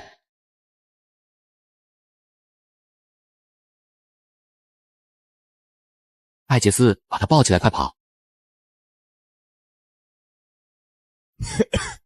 呼叫总部，有人入侵，有人入侵，请求快来支援。现在怎么办？一直往前跑，这地方肯定还有别的出口。站住，不要跑！来福二人一路狂奔，果然在前方找到了一条通道。这些家伙还真囚禁着人类当奴隶。先跑出去再说。穿过牢房是另一片空旷的大厅，跟之前的几乎一模一样，同样堆满了装有丧尸病原的箱子。去附近看看，如果是和之前的大厅一样，这里的墙壁肯定也有开启的机关。快给我追！快过来，我找到了，这边有按钮。墙的后面就是展馆仓库，随后两人飞速逃离。上车，立刻离开，去找克拉克公爵。你不一起走吗？得有个人留下来吸引他们的注意，而且接下来的事情跟你无关了，带克拉克的女儿去换取奖金吧。可是，别可是了，一会儿等他们追出来，我们谁也跑不掉。艾杰斯咬咬牙，随后便抱着公爵女儿上车。艾杰斯是来福见过为数不多的好，是自己强行拉他入组，并且危急关头还奋不顾身的出手相救，所以来福决定留下吸引鼓励。目前爆炸键只所剩不多，枪也不知道掉在哪了，所以吸引完火力，我得赶紧开溜。在那边。来福一溜烟跑到了一个小巷躲了起来，虽然可以用爆炸箭支将他们全炸死，但来福打算节省弹药，并且还想抓个活的，打探一下情报。队长，这有好多项目，怎么办？分开搜。是。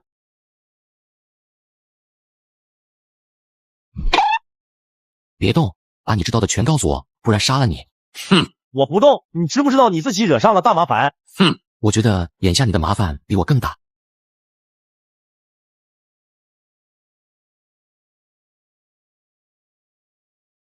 你不是我的对手，我劝你还是乖乖听话。小子，我觉得话还是不要说的太满。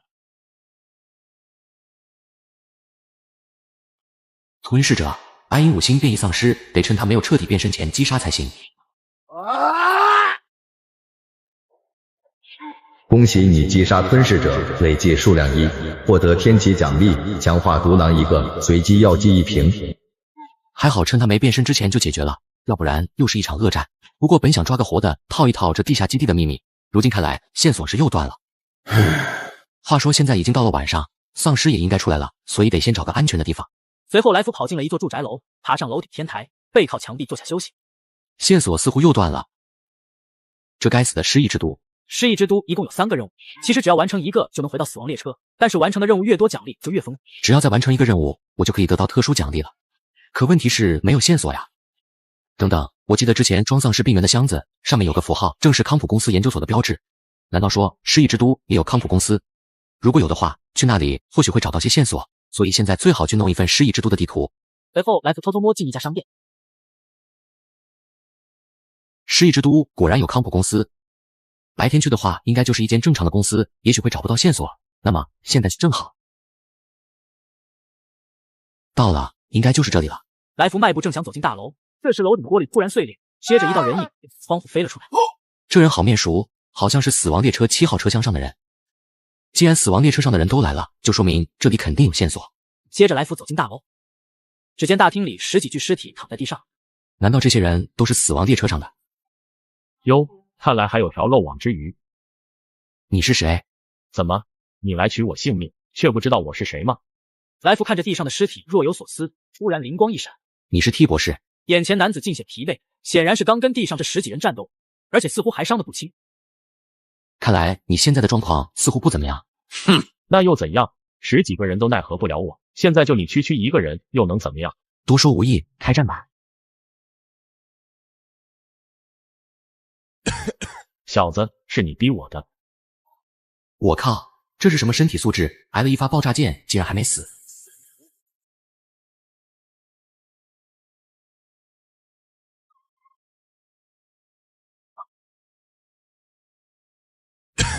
小子，是你逼我的。我靠，这是什么身体素质？挨了一发爆炸箭，竟然还没死。小子，我一天最多只能切换2次这种形态，而今天已经是第3次了，会付出什么代价我不知道，但是你今天必须死。靠，这是什么怪物？记得上一世没有遇到过这种变异体。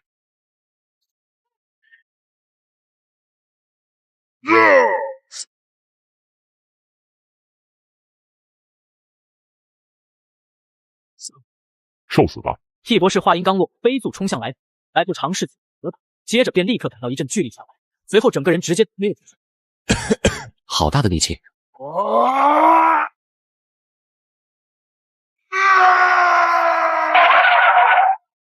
这人疯了吗？来福话音刚落，T 博士又冲了过来。既然有再生能力，还真是相当麻烦了。看来普通的攻击已经没用了，现在只能用这个了。来福将唯一剩下的一颗赤焰爆弹拿出，虽然有些心疼，但必须将 T 博士一击致命。这回总该解决了吧？来福话音刚落，T 博士突然从眼中窜出，怎么可能？这样竟然都不死？眼前 T 博士的脑袋和胸口均被炸出了个大洞，显然已经没有了再生能力。不过一只大手死死地掐在来福脖子上，巨大的力气让来福快要窒息。丧尸病原，没想到他的心脏竟然是丧尸病原，难道说只有破坏掉他的心脏才能击杀他？可现在所有手段都用完了，而且根本动不了，难道就到此为止了吗？来福万念俱灰，感觉自己的生命正在一点点消散。就在这里，趁现在。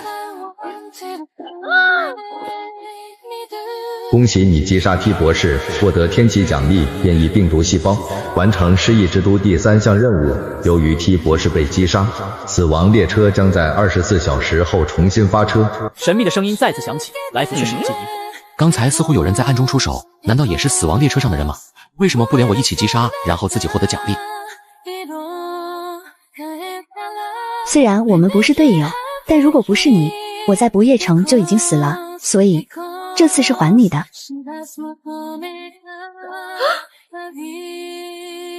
不管怎么说，我还是太弱了，我得变得更强才行。在来福击杀 T 博士的同时，死亡列车一间豪华车厢内，混蛋，竟然敢坏我的好事！不过话说回来，死亡列车怎么第2站就到失忆之都了呢？难道这是警告吗？不管是不是警告，那小子都必须死。来福再次回到死亡列车，此时车上已有5、6人先到。这次伤得不轻，好在活着回到了车上，等到餐车开放就可以去购买恢复药剂了。随后的24小时内，又陆续回来了不少人。欢迎回到死亡列车，我将带领大家继续开启求生之路。死亡列车将在7小时后抵达樱花城，届时将发起车厢争夺战，指定车厢成员将进入樱花城进行互相厮杀，直至参与车厢争夺战的人类减少到25人时结束。争夺战存活的人类将获得巨大奖励。争夺战特殊任务：击杀鬼面将军，击杀石花，寻找变异植物病原出生体。完成特殊任务将自动得到一个晋级名额。另外，餐车即将开放，持续时间5小时。什么意思？这是要我们自相残杀吗？这太残忍了！面对丧尸已经快要崩溃了，还要我们杀自己人。别怕，到时候我们躲起来，反正到最后剩下25个人，我们保证自己不被杀就行。随后餐车开启，经过2个死亡列车的站台，众人已经知道餐车的正确使用功能，所以酒吧前台也聚集了不少兑换道具的人。喝完这恢复药剂，身体果然好多了。这次有什么好货吗？你可是我唯一接待的客人。当然，我要先兑换我的奖励。没问题。这是 T 博士的变异细胞，还有关于失忆之都的秘密。那里有人在抓捕人类当奴隶，似乎还在制作丧尸病原点。抱歉，你只完成了2个任务：破坏丧尸病原点和击杀 T 博士。失忆之都的秘密是白天的人类，夜晚会变丧尸，那里从来就没有人类。你似乎知道的不少。康普公司研究了一种解毒药剂，想让丧尸变回人类，可惜失败了。不用解毒剂后，那些丧尸的确会变回人类，但仅限于白天。之所以夜晚放出丧尸病原，是因为康普公司还在研究，并且不断放出新的丧尸病原，聚集丧尸进行实验。你击毁丧尸病原，并探究出了失忆之都的秘密，完成2项任务，这是你的奖励。谢谢。甘霖完成2项任务后得到的是一把列车专属手枪，而来福拿到的则是一项技能蛇咬。使用左手握力攻击敌人，有 5% 概率触发粉碎效果，根据身体素质的强化，握力将无限提升。我需要补充赤焰爆弹，还有爆炸剑枝。还有其他的吗？我还需要2把手枪，毕竟马上就要开启车厢争夺战了。我推荐这2把手枪，名为银色荆棘，30枚银骷髅。这枪果然方便。末日爆发丧尸危机，死亡列车下一站抵达樱花城。这枪果然方便。这枪名为银色荆棘，对丧尸有额外伤害效果，并且还有特殊技能，到时候你可以尝试一下。好，那么交易愉快。希望我们还能再见面。在抵达第4站台前，我们一定会再见面的。随后来福回到7号车厢，坐到了角落。这次我们要以车厢为单位，大家一起团结起来，争取都活到最后。又是组队吗？来福回想起前世被队友背刺的经历，对组队很是体面。人物资料信息查询：姓名来福，等级白银3星，骷髅币数量6银532铜，掌握技能蛇咬，携带武器黑鹰复合弓、阿拉斯加捕鲸生存刀、银色弯刀、银色荆棘双枪。现在我的能力应该比普通人强上好几个档次，不知对上其他车厢的人会有多手胜算。7个小时很快过去，死亡列车缓缓进入樱花城站台。现在大家都商议着组队了，你有什么想法吗？对不起，我对组队没有任何兴趣，你还是去找其他人吧。樱花城四周都是古代建筑，城内到处栽种着樱花。来福离开站台后，走到了一家茶点铺门口。现在公布死亡车厢站规则，交站区域限制为樱花城内，每12小时将出现限制区域，进入限制区30分钟未离开者将自然死亡。每3小时将随机公布3名成员位置，每6小时在随机位置刷新1次物资箱，届时公布刷新位置。最后祝大家能活下来，再见。丧尸，正好试试这银色荆棘的威力。没想到这枪的威力这么大。老大，这能行吗？我之前可是从来都没杀过人。你忘了列车的规则了吗？你不杀人就要被人杀。以咱们的实力，跟其他队伍硬碰硬肯定不行，所以咱们在这埋伏落单的人，杀人抢装备。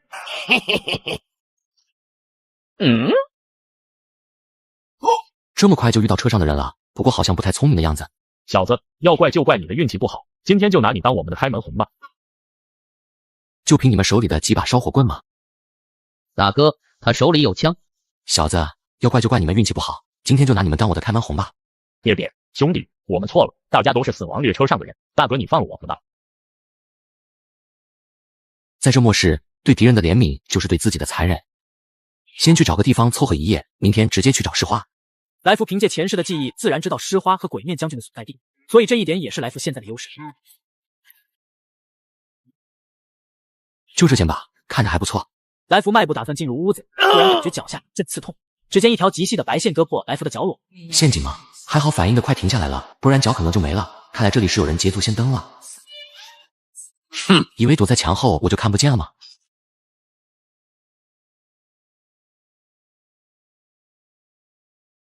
会布置陷阱，反应也很快，有点意思。来福开枪射击，只见一道人影如同鬼魅飞速跃出大门，随后来福紧紧追上。原来是你，我记得你好像叫白子林。眼前男子正是来福最初登上死亡列车时见到的几人之一，所以颇有印象。从第一眼看到你，我就知道你是个危险的家伙，你给我的感觉跟其他人都不一样。你跟那些废物也是不一样的。谢谢夸奖，可惜我们眼下注定要死一个。如此近的距离，两人心里都清楚，如果开枪，可能2人都会死，所以眼下形成了一个僵局。弟兄们，前面那2人不是我们车厢的，上，杀了他们！看来今天不是时候有人搅局。我也觉得，我们改日再战。接着2人很有默契的同时把枪放，然后分头逃跑。恭喜你击杀参战者，累计数量9。天色已晚，先找个地方住下，然后得寻思一下策略了。刚下车就跟人交手了3次，实在不怎么明智。随后来福又找了个房间躲藏。樱花城不像前2座城市，不会因为是夜晚丧尸就突然多起来。现在随机公布3人目前位置，分别为樱花城东南部茶楼、樱花城西南部医院、樱花城外平泉寺。呵呵，3个倒霉蛋，自求多福吧。另外6小时后，物资箱将在樱花城广场刷新，物资分别为食物、淡水，还有芬兰之星。我靠，芬兰之星，那可是能在2000米以外击杀猎物的高端狙击步枪。食物和淡水倒是其次，这把枪必须搞到。来福走出屋子，在解决完 NF 的丧尸后，便朝广场赶去。什么人？来福在不远处发现了一道人影，站在那里一动不动，显然对方也发现了来福。来福戴上星耀护目镜，这才看清前方是一个30多岁的男子，同样戴着护目镜，手拿一把重型机枪。如果在这开战，很可能会错过物资箱，还是先不要轻举妄动。来福一动不动，注视着前方的男人，对方也同样如此。真是麻烦，看来是只能开战了。2日爆发丧尸危机，死亡列车展开车厢征服战。该死，真是麻烦。男子见来福躲到墙后，便不再开枪。让你尝尝这个。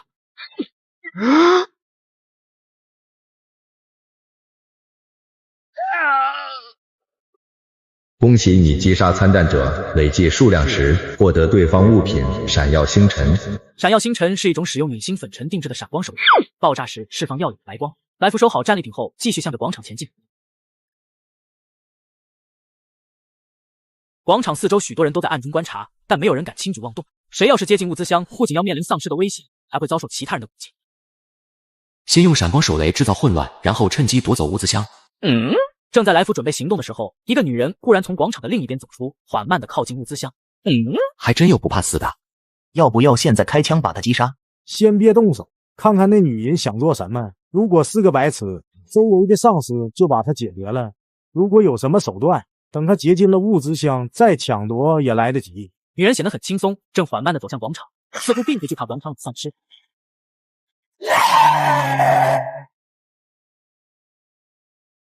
这是什么手段？完全没看见他出手。女人四周仿佛有无形的刀锋一般，周围的丧尸只要接近女人，便立即分析一处。动手！死了吗？还以为是个高手，怎么就这么轻易的死了？随着枪声的响起，躲在暗处的人都分辨出，他们彼此对枪射击，整个广场爆发了一场激烈的枪战。记得这小胖子也是7号车厢的。正在所有人激烈交战，一道人影忽然冲向物资箱，只见之前倒下的女人忽然坐起。女人迅速打开箱子，无视了水和食物，提起芬兰之星，迅速往广场外逃去。好狡猾的女人，竟然是装死！现在该轮到我上场了。来福将闪耀星辰掏出，朝着广场丢了出去，白炽的光芒瞬间让大家都睁不开眼睛。有毛病吧？这不是诚心要放那女人跑吗？趁着大家都睁不开眼的间隙，来福朝逃跑的方向追去。还真是阴魂不散。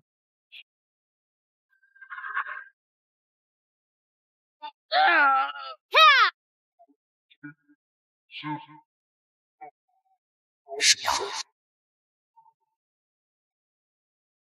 又是这招，还好我反应快。这到底是什么手段？他们好像在前面，快给我追！你想要这东西，对吗？其他人马上追过来了，并且没有十足的把握短时间内将他击杀。把东西给我，我放你走。来福接过枪后，也立即朝着另一边跑去。好了一段时间，在确认没有追兵后，找了个房屋钻了进去。靠，被那女人耍了。眼前的确是真正的芬兰之星，但是弹匣却被拿走了。没有子弹的枪跟烧火棍没什么区别，并且物资箱给的道具只能在争夺战中使用，没办法回餐车购买子弹，也就是说费半天竟只拿了个废品。看来这场物资箱的争夺没有最后的赢家，虽然我拿到的东西没用，但起码也没让其他人得到。不过被这女人摆了一道，还真是不爽。随后来福靠着墙壁坐下休息。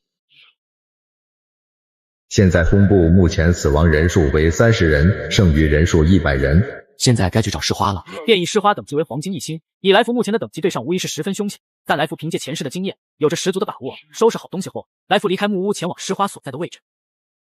记得这森林的最深处应该就是诗花所在的位置了。来福正要去找诗花，樱花林里忽然传来枪声，来福顺着枪声的方向走去。变异丧尸蜂王，没想到能在这碰上。变异丧尸蜂王身高接近3米，并且皮糙肉厚，其弱点是眼睛和尾部。快撤，这不是我们能对付得了的。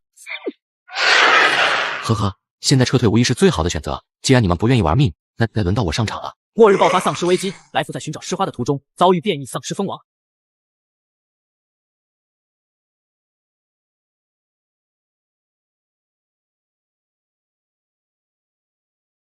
突然袭击的一发爆炸箭，炸得丧尸蜂王一时间晕头转向。来福趁机掏出银色荆棘。丧尸蜂王在使用伪真攻击过后会短暂的愣住几秒，此时是他防御最薄弱的时候。趁现在。恭喜你击杀丧尸蜂王，累计数量1，获得天启奖励蜂王刺、蜂王血。来福收好奖励，正要离开的时候，身后突然传来脚步声。小子，你抢了我们的猎物！不是你们自己逃跑的吗？怎么成我抢你们猎物了？不管怎么说，是我们先发现的，而且我们为了他死了好几个弟兄，赶紧把战利品交出来，我们保证不杀你。我没听清，你可以再说一遍吗？小子，我说把战利品交出来，我饶你不死。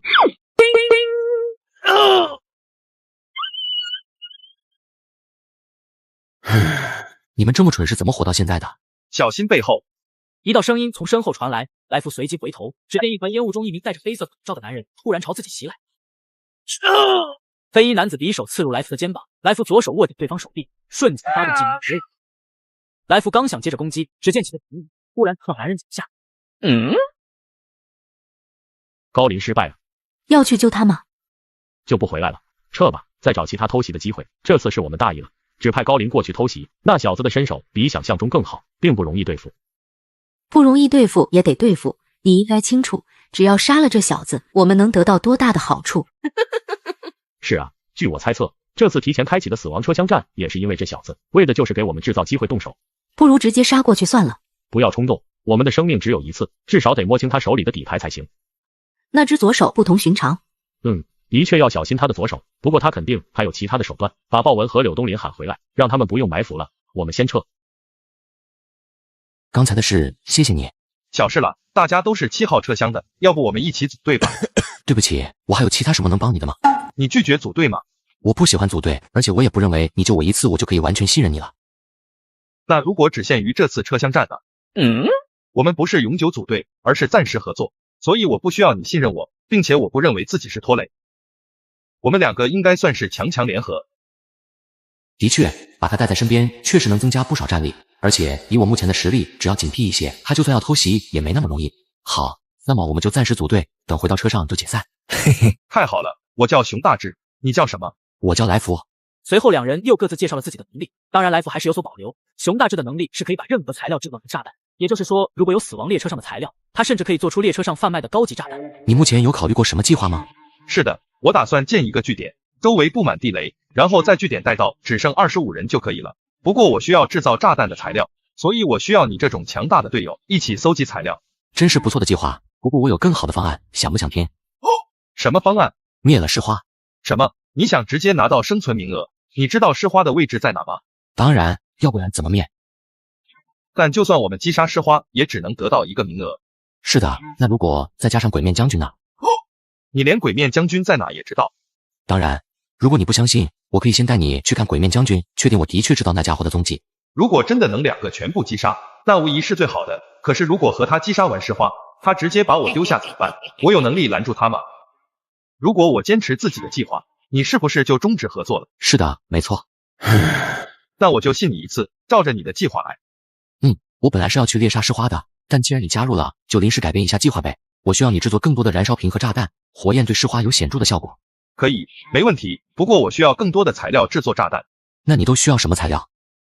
硝酸铵、过氧化氢、铝粉浆什么都可以。请说人话可以吗？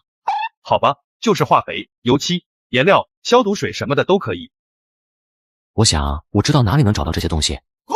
你连这都知道？随后两人离开樱花林，回到城市寻找制作炸弹的材料。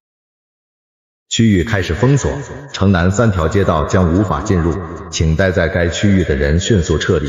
另外，物资箱开始刷新，本次物资箱的物品分别为食物、水和防弹衣1件。神秘的声音再次响起，不过这次来福却没打算去抢物资箱。一来防弹衣属于是防具，让人拿了也就拿了；二来物资箱刷新的区域距离来福太远了。其实有防弹衣也没用，又挡不住你狙击枪的子弹。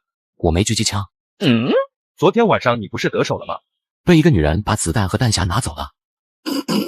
两人随后来到了一处城楼的屋。不是找材料吗？带我来这里干嘛？看，下面那个就是鬼面将军。末日爆发丧尸危机，人类只有登上死亡列车才有活下去的机会。紧接上集，来福击杀变异蜂王后与熊大志临时组队，并前往城市寻找制作炸弹的材料。不是去找材料吗？带我来这干嘛？下面那个就是鬼面将军。这么远谁能看清？不能走近点吗？你以为是动物园看猴子吗？想靠近就靠近。那就回头再说。眼下是不是该去找制作炸弹的材料了？是的，跟紧我，材料就在这座城楼里。随后来福带头进入城楼内部，犹如进出自己家一般，在里面七绕八绕。这也太牛了吧！就算是之前探索过这里，也不至于这么熟悉吧？到了，就是这里。这是什么地方？道具仓库。这座城楼以前是一座影视基地，用来拍电影跟电视剧的，里面有很多道具，所以我想在这里应该能找到你说的材料。你连这也知道？来福转身抬手将门拉开，突然一道威气窜出。把这家伙嘴掰开，让我把炸弹丢进去。不用。来福说完，立即蛇眼，爬行者的脖子瞬间被来福扭断。我靠，你变态啊！这都能直接捏死。给你句忠告，别只红炸弹，多提升一下身体素质是有好处的。解决完爬行者后，两人进入道具仓库，只见里面足有7、8具麻木丧尸呆呆站在原地。嘿嘿，一路走好啊！嘿嘿，不管怎么说，炸弹还是有点用处的。就在这时，2头丧尸犬突然窜了出来。这是裂变犬白银3星的实力，若不是有这把银色荆棘，打起来还是相当费力的。骨魔，骨魔等级为白银5星，是裂变犬的异变体，可使用舌头和骨刺攻击。此时熊大志不知从哪掏出一个金属圆盘，朝着骨魔丢了过去。圆盘的爆炸虽然没对骨魔造成实质性的伤害，但也将其炸了一个踉跄。熊大志紧接着又是几个燃烧瓶扔出。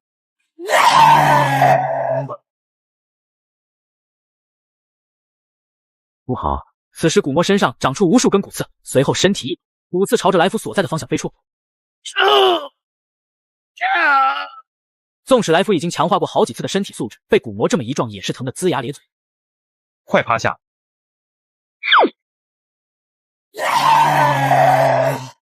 我靠，变态啊！这都炸不死。爆炸对这家伙是没用的，他外面的皮肤非常坚硬，除非直接把炸弹塞进这家伙嘴里。那就想办法丢他嘴里。我去制住他，你再找机会把炸弹丢进他嘴里。随后来福飞速冲向骨魔。快，趁现在！熊大志快速奔跑，然后将一罐子塞进嘴里。快趴下！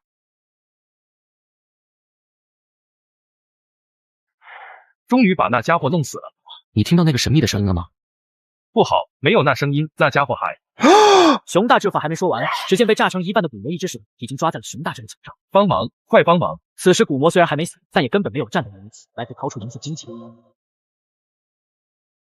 恭喜你击杀骨魔，累计数量1，获得天启奖励变异水晶脊骨。神秘声音响起，来福随即眼前一亮。击杀骨魔很大概率只会得到骨魔的骨头，但是现在竟然出了变异过的脊骨，这运气真是相当不错了。随后二人又在道具仓库内找到了些制作炸弹的材料。这些材料够用吗？不少东西都能用，不过这里多半拍摄的是古装，不然应该能找到更多的。够用就行，我们不着急离开，暂时躲在这里也行。其他人不太有可能找到这里来，你可以慢慢挑，或者在这制作炸弹也可以。这地方确实不错。接下来熊大志开始日夜跟制作炸弹，而来福则是短暂的迎来了休息时间。你估计自己得折腾多久？明天肯定不成了，后天我们出发去找石花吧。来福处理完伤口便开始休息。对于熊大志这个临时队友，来福还是时刻保持着警惕，毕竟人性这种东西是最摸不透的。目前死亡人数为37人，剩余人数90人。喂，你说死亡列车到底是什么？什么意思啊？这明显不是普通的列车吧？上面有各种神奇的事情，还要我们做任务，简直就像故事里一样。此时来福笑了一下，熊大志会有这样的疑惑很正常。事实上，每一个登上死亡列车的人，伴随着对列车的越发熟悉，都会有这样的疑惑。那你说，如果没有死亡列车会怎么样？以你的本事，应该能在一座城市活下去，然后每天面对不同的丧尸，寻找水和食物。几年之后，人都死光了，无人生产，不会有新的食物，水源被不断的污染，不会有干净的水源，然后默默死去。熊大志沉默了一会，然后说道：“这就是末世吗？”是的，死亡列车不见得是什么好东西，但是那里有食物，有水源，你能够活下去，那里是唯一的希望。所以我的问题没有任何意义，反正死亡列车是唯一的选择，对吗？变强，战斗，然后活下去，这已经是我们唯一的出路了。真不知道这样活着有什么意义。懦弱的人会选择自杀，当你绝望的时候，失去生存的意志时，也许可以试一试。我好歹也是高材生，别把我想的这么脆弱，我一定能活下去的。你继续忙吧，我去附近看看能不能找到些有用的东西。城楼内部其实很大，走廊纵横交错，有很多岔道跟房间，不过其中大部分都是空房。不对啊，记得这里应该有少量的丧尸徘徊才对，怎么一个都没有？